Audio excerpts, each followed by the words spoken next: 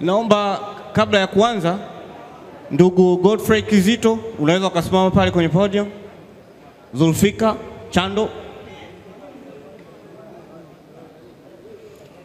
Hawa ndio waliokuwa wajumbe ambao walikuwa wanaratibu maoni yote yaliyowasilishwa na wale wanachama niliowataja pamoja na upande wa serikali. Yuko ndugu Godfrey Kizito, yuko ndugu Zulfika Chando, na mwenyekiti alikuwa Delphinis lakini amepata dharura ya kusafiri, na pamoja na Hussein Kita. Kwa hiyo naomba tuwasilishe tu kwa pamoja, alafu tutapokea maoni kama kuna marekebisho.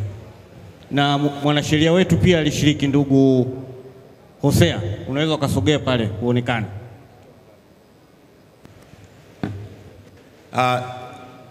Tunashukuru sana mwenyekiti. Mheshimiwa mwenyekiti, wajumbe wengine mnaweza mkakaa ili aweze kuwasilisha. Karibu sana. Mheshimiwa mwenyekiti wa Simba Sport Club, Mheshimiwa CEO, wajumbe wa bodi, wanachama, mabibi na mabwana, Simba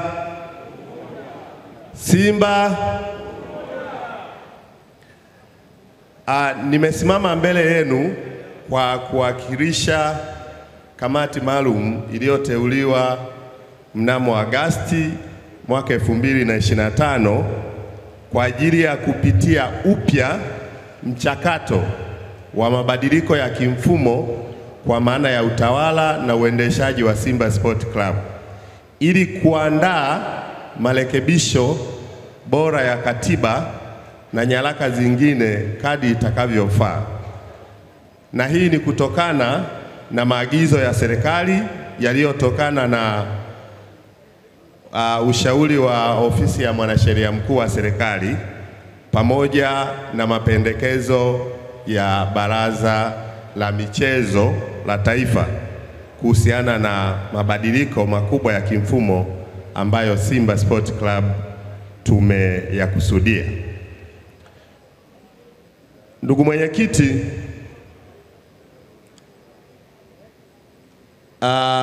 kama tunavyofahamu, mfumo uliokuwa umependekezwa ulihusisha uwepo wa kampuni inayoitwa Simba Sports Club Company Limited ambayo ipo imesajiliwa. Kampuni hii ilikuwa inaundwa na wanahisa wawili kutoka pande zote mbili, kwa maana ya Mo Simba Company Limited akiwa na hisa 49% pamoja na Simba Sports Club Holding Company Limited ambayo ilikuwa na 51%. Sasa kutokana na mfumo huo, mkutano huu mwaka 2017 ulipitisha marekebisho ya katiba ili kuaccommodate hali hiyo, na kwa muda mrefu sasa kumekuwa na changamoto za kukamilisha zoezi zima la transformation, ukizingatia kwamba imekuwa muda mrefu. Na mnamo tarehe 20 Januari 2025 baraza la wadhamini walimwandikia mwanasheria mkuu ushauri kuona ni namna gani tunaweza tukatoka kwenye mkwamko wa muda mrefu ambao umesababisha transformation isiweze kukamilika, na ofisi ya mwanasheria mkuu wa serikali iliweza kuwasilisha na maoni yao ambayo kwa mujibu wa sheria, maoni au ushauri wa mwanasheria unakuwa ni sheria, kwa hiyo lazima uzingatiwe. Kati ya mambo mengi ambayo yalishauriwa ambao wanachama tunayafahamu, kuna mambo mawili ambayo kamati tunapenda tuyaseme ambayo yatakuwa ni msingi kwenye hoja au ajenda ambayo tunaenda kuijadili. Jambo la kwanza, katika mfumo uliokuwa umepitishwa, maazimio pamoja na uwepo wa kampuni zile tatu, kulionekana kwamba tayari taasisi 4, kwa maana kuna Simba Sports Club Limited ambayo ndio kampuni mama, lakini kuna Mo Simba Company Limited, lakini kuna Simba Sports Holding Company Limited, lakini pia kulikuwa na Simba Sports Club Registered Trustee ambayo na yenyewe kisheria ni taasisi. Sasa kutokana na hilo, ofisi ya mwanasheria mkuu waliona kwamba kuna vitu ambavyo kisheria kama alivyoeleza naibu waziri mkuu, matamanio yetu lazima yaendane na misingi ya kisheria. Kwa hiyo moja ya jambo ambalo kidogo samani, kwa kuwa tunachukua records, naomba usahihishe, ni naibu waziri wa michezo, sio naibu waziri mkuu. Asante sana, asante sana. Kwa hiyo mambo yaliyojadiliwa, la kwanza, mali zisizohamishika za klabu ya Simba, kwa maana ya ardhi, majengo yaliyopo Kariakoo, Bunju, zibaki mikononi mwa wanachama na sio kwenda kwenye kampuni.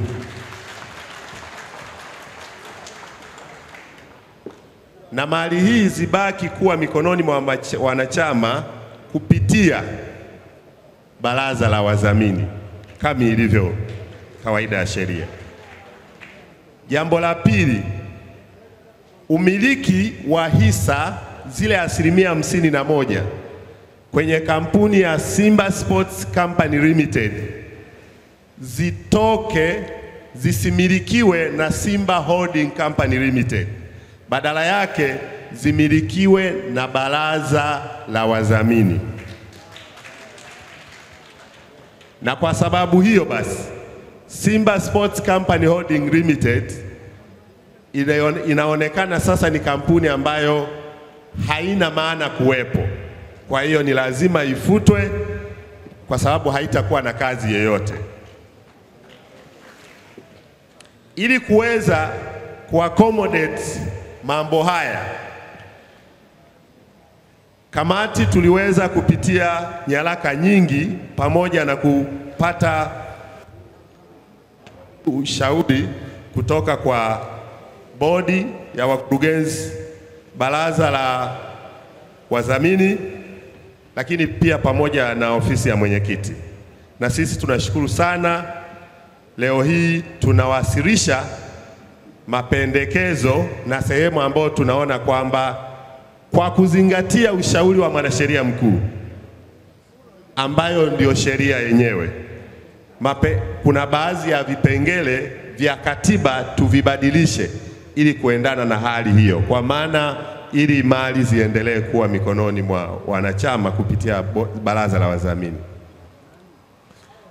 Kama mabadiliko haya yatafanyika leo, Simba Sports Club itaingia katika hatua mpya ambayo ni nzuri zaidi na kuweza kuondoka kwenye mkwamo ambao umekuwepo kwa muda mrefu. Na mabadiliko haya yamejikita katika kufanya mambo yafuatayo kama mambo 6. La kwanza ni kuhakikisha utii wa matakwa mapya ya serikali kuhusu utawala wa michezo na haki za wanachama pamoja na mwekezaji. Lakini la pili, kufafanua kwa uwazi haki na wajibu wa wanachama, viongozi, lakini pamoja na mwekezaji. Cha tatu, mabadiliko haya wanalenga kuweka mifumo ya maamuzi iliyo wazi na isiyo na mgongano. Cha nne, mabadiliko haya yanalenga kulinda historia, utambulisho na utamaduni wa Simba Sports Club hata tunapopokea uwekezaji. Cha tano, mabadiliko haya yanalenga kushughulikia masuala ya umiliki, mamlaka ya kuitisha mkutano mkuu, ushirikishwaji wa mwekezaji pamoja na uwakilishi kwenye bodi ya wakurugenzi wa Simba Sports Company Limited. Lakini pia yanaenda sasa kuiandaa klabu ya Simba kwa mustakabali wa uendeshaji wa kitaalamu wa transformation ambayo tunaitamani sote. Marekebisho haya yanatafuta usalama kwa wanachama, kuheshimu matakwa ya serikali na wakati huo huo kuruhusu mwekezaji kushiriki ipasavyo kama mshirika wa ukuaji wa klabu ya Simba Sports Club. Tumekuwa makini kuhakikisha kwamba klabu inabaki kuwa taasisi ya wanajamii na hata tunapokaribisha uwekezaji kutoka nje.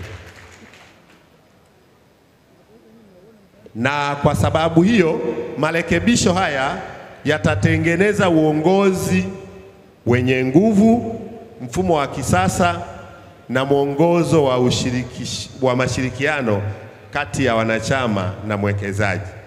Leo tunawasilisha mapendekezo haya kwenu wanachama kwa ajili ya majadiliano na muamue na kutoa mwongozo ulio bora zaidi.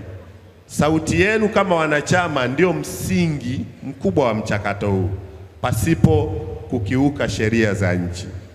Baada ya mjadala, tunaamini taratibu za marekebisho zitawasilishwa na kuidhinishwa na hatimaye tupate katiba ambayo itakuwa bora na ituvushe sasa kwenda kwenye transformation ambayo sote tumekuwa tunakiunayo. Sehemu za mabadiliko kama ambavyo kuna schedule ambayo kila mwanachama nayo. Sasa nilikuwa naomba baada ya kutoa objectives, ninaomba sasa niwapeleke kwenye area ambazo tunaona lazima katiba ibadilike ili kuaccommodate kila ambacho nimekisema. Ukianzia ibara ya kwanza. Halo, ngoja kidogo. Hapa nimekaa na mwanangu mwingine Msukuma hapa. Wasukuma ni wanetu. Sasa hivi Viingereza vipunguze. Umesema baada ya kutoka kwenye objective. Sasa hebu uzungumza kwa Kiswahili watu waelewe. Maana tusije tukawapitisha watu kwenye eneo ambalo hawajaelewa. Nakushukuru sana mwenyekiti. Baada ya kuyasema haya malengo na matamanio ya mabadiliko, sasa naomba niwapitishe kwenye kila ambacho tumekifanyia kazi ili na nyinyi mpate fursa ya kujadili, muone picha kubwa ambayo tunatamani iwe kwa ajili ya. Cha kwanza ni ibara kwanza.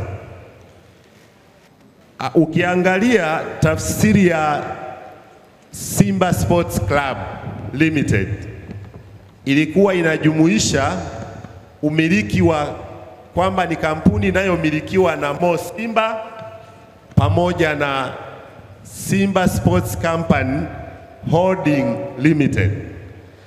Na kwa sababu sasa Simba Holding inaondoka, kwa hiyo ni lazima tafsiri hiyo ifanyiwe mabadiliko ili umiliki wa hisa za wanachama zile 51 zisomeke kwamba wanaomiliki ni bodi, ni baraza la wadhamini.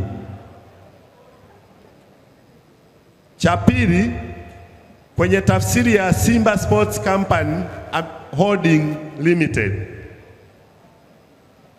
kwa kuwa tumesema kampuni hii sasa inakuwa haina maana, tunaona kwamba hata kwenye tafsiri, kwa sababu itaenda kufutwa, bado tunaendelea na kazi. Kwa hiyo hata neno Simba Sports Club Holding Company Limited na lenyewe liondolewe kwenye katiba kwa sababu halitakuwa na maana yoyote. Cha tatu ni kwenye hiyo tafsiri. Ukiangalia katiba imetafsiri bodi pamoja imetoa tafsiri ya wajumbe wa bodi. Kwa hiyo tunaona kwa kuwa chombo kinachosimamia mali ya wanachama ni baraza la wadhamini, kwa hiyo kwenye tafsiri kuwepo na neno bodi ya baraza la wadhamini, lakini pia kuwepo na tafsiri ya wajumbe wa bodi ya wadhamini, baraza la wadhamini. Baada ya hapo, naomba niwapeleke kwenye ibara ya 6. Ibara ya 6, ibara ndogo ya pili. Kwenye ibara ya 6, ibara ndogo ya pili, hisa za Simba Sports Club hisa za Simba Sports Club zilikuwa zinamilikiwa na Simba Sports Company Holding Limited.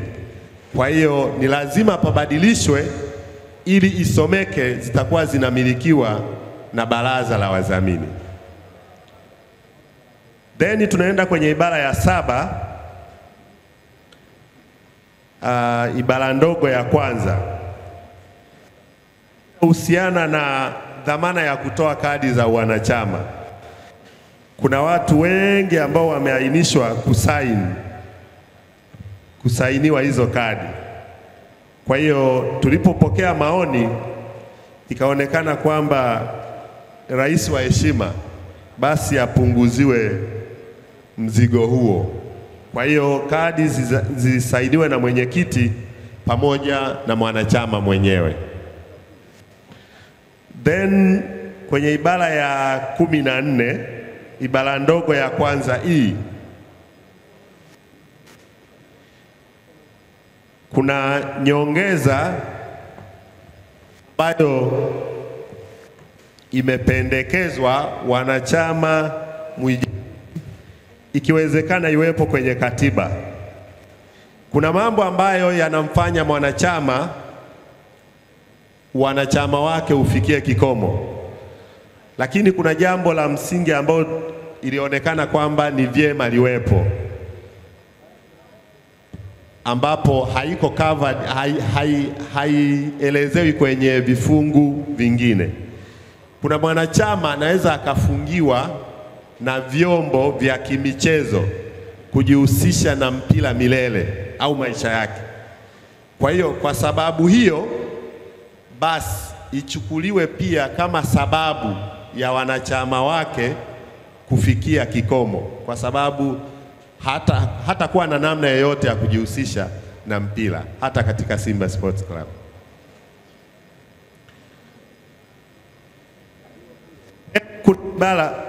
Kuna ibara ya 18. Kuna ibara ya 18. Naomba nizungumzie ibara ya 18, ibara ndogo ya 4 kwa pamoja na ibara ya 21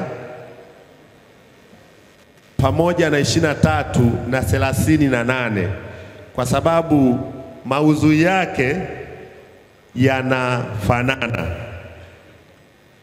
Kwenye vifungu hivyo 18 ibara ndogo ya 4, 21 ibara ndogo ya kwanza, 23 ibara ndogo ya kwanza na 38 ibara ndogo ya pili.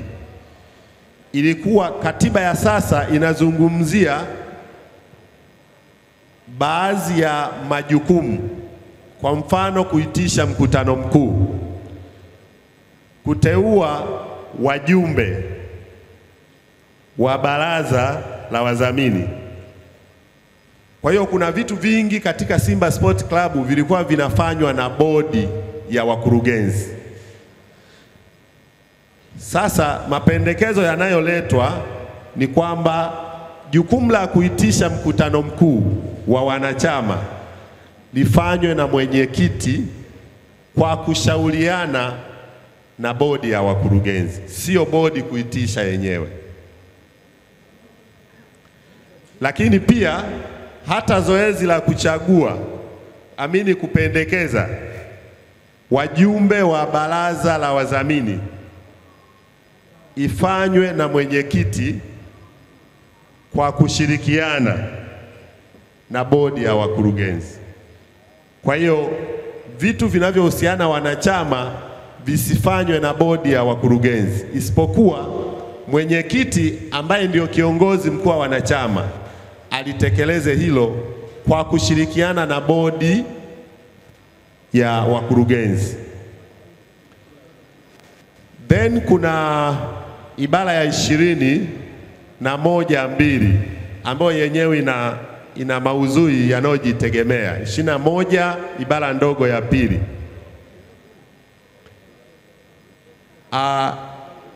Kwa kawaida ajenda za mkutano mkuu zilikuwa zinatolewa siku 7 kabla ya mkutano mkuu. Kwa hiyo moja ya wanachama ambao walitumia haki yao ya kikatiba waliwasilisha mapendekezo ambayo kamati yalitufikia na tukaona ni jambo jema. Wakasema basi ajenda muda wa siku 7 ni mdogo sana, kwa hiyo wakapendekeza siku 10. Kwa hiyo mapendekezo ni kwamba ajenda za mkutano mkuu zitolewe siku 10 kabla ya mkutano wenyewe. Ibara ya 21 ibara ndogo ya pili. Kwa hiyo badala ya siku 7 ziwe siku 10. Maamuzi ni ya wanachama. Lakini kuna ibara ya 25 ibara ndogo ya kwanza. Ibara ya 25 ibara ndogo ya kwanza. Kwenye hii ibara inaelezea mwenyekiti wa Simba Sport Club ndio atakuwa anaongoza kikao. Lakini inaelezea pia ikitokea mwenyekiti hayupo, bodi ya wakurugenzi itateua wale wajumbe 5 wa kuchaguliwa wanaowakilisha bodi kwa niaba ya wanachama. Mmoja wao ndio awe mwenyekiti wa kikao. Ikitokea dharura mwenyekiti hayupo. Sasa kamati tulitafakari sana jambo hili, tukawa tunasema itakuwaje ikitokea siku hiyo hiyo ya kikao mwenyekiti akapata dharura, usumbufu wa kuitisha bodi ili wakae wamteue huyo mtu. Kwa hiyo sisi mapendekezo tunayoyaleta ni kwamba badala ya bodi kuteua wale watu 5, basi mmojawapo ambaye amehudumu kwenye bodi kwa muda mrefu kwa maana ya seniority, basi huyo ndio awe kaimu mwenyekiti wa kikao kwa siku hiyo. Kwa hiyo inaondoa usumbufu kwa bodi kukaa kunani. Kwa hiyo wale 5 ataangaliwa yule ambaye amehudumu kwa muda mrefu, basi siku hiyo atakiongoza kikao, ataongoza mkutano mkuu. Then tutaenda kwenye ibara ya 38. Ibara ya 38 ibara ndogo ya kwanza inazungumzia wajumbe wa baraza la wadhamini ambao kwa sasa ni 4. Kwa hiyo kuna mapendekezo kwamba chombo hiki kipewe nguvu, kiongeze nguvu kazi. Kwa hiyo mapendekezo yanayoletwa ni kwamba wawe 5, wasipungue 5 mpaka 7 wajumbe wa baraza la wadhamini, 5 mpaka 7 badala ya hawa 4 waliopo. La mwisho ni ibara ya 38. Ibara ya 38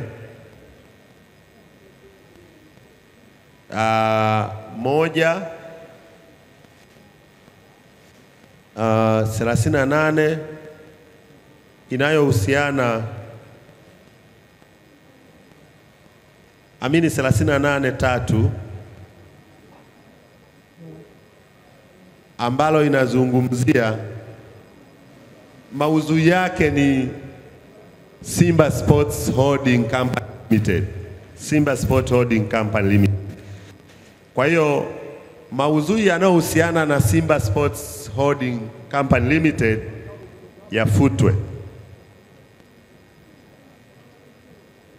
na badala yake ibara ndogo namba 3 isomeke kwamba baraza la wadhamini ndio litakuwa mmiliki wa mali zote za Simba Sports Club kwa niaba ya wanachama badala ya Simba Sports Company Holding Limited. Haya ndiyo maeneo ambayo tunaleta kwenu kwa ajili ya kujadili na kuona namna mnavyoona inafaa kwa ajili ya kurekebisha katiba ili basi mchakato wa mabadiliko uweze kukamilika. Kamati imeyafanya haya kwa ushirikiano ya watu wengi sana. Tunatoa shukrani zetu kwa serikali ikiwemo ofisi ya mwanasheria mkuu kwa kutoa mwongozo pamoja na mapendekezo ya baraza la michezo ambayo tunaamini sasa baada ya mkutano huu leo mkwamo tuliokuwa nao Simba Sports Club unaenda ukamilika. Cha pili, kamati inashukuru mwenyekiti wa Simba Sports Club ndugu Murtaza Mangungu, bodi ya wakurugenzi chini ya Kretus Magori, baraza la wadhamini chini ya Mheshimiwa Jaji mstaafu Mihayo, mtendaji Madam Zubeda, kwanza kwa kuipa kamati uhuru kutekeleza majukumu ambayo tulikuwa tumepewa. Lakini cha pili, wamekuwa tayari muda wote pasipo mipaka kutoa ufafanuzi pale ambapo kamati tulihitaji kupatiwa. Kwa hiyo tunawapongeza sana. Haijalisha ilikuwa wakati upi, mzee wetu Mihayo, mzee Mangungu walikuwa wapo tayari kutusikiliza hata kama ni usiku. Tunawashukuru pia wafanyakazi wa Simba Sports Club kwa kutuwezesha kupata nyaraka pamoja na taarifa zingine ambazo zimesaidia kuyafanya haya mapendekezo tunayowasilisha kwenu. Lakini pia tunawashukuru wanachama kwa utulivu wenu, mmeweza kutusikiliza na sasa tukirudisha mpira kwenu ili tuweze kukamilisha mapendekezo kuweza kukamilisha zoezi ambalo limekuwa kwa muda mrefu la transformation. Na mwisho, nawashukuru sana wajumbe wa kamati iliyokuwa inaongozwa na wakili Penesis ambaye yuko India kwa matibabu ya mtoto wake, lakini pia wakili Hosea ambaye alikuwa katibu, mimi mwenyewe wakili Ngasa, wakili Kizito, wakili Huseni Kita pamoja na Zulfaka Chando. Kwa kweli kama tulivyoeleza, jukumu hili tulipewa mwezi wa 8. Kwa hiyo tulilazimika kufanya kazi usiku na mchana ili kuweza kukamilisha mabadiliko pamoja na mambo mengine mengi ya transformation ambayo tumeyafanya. Mwenyekiti ameeleza kwamba kuhusiana na logo.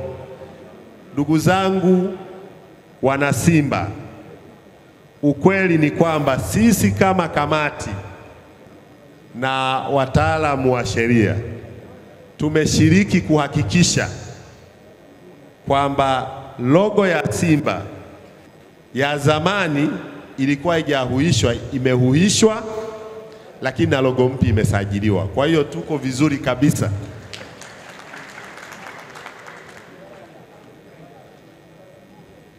Baada ya kusema haya, naomba niishie hapa mwenyekiti, na asanteni kwa usikivu wenu, ushirikiano na dhamira yenu njema ya kuijenga klabu yetu ya Simba Sports Club. Asanteni sana.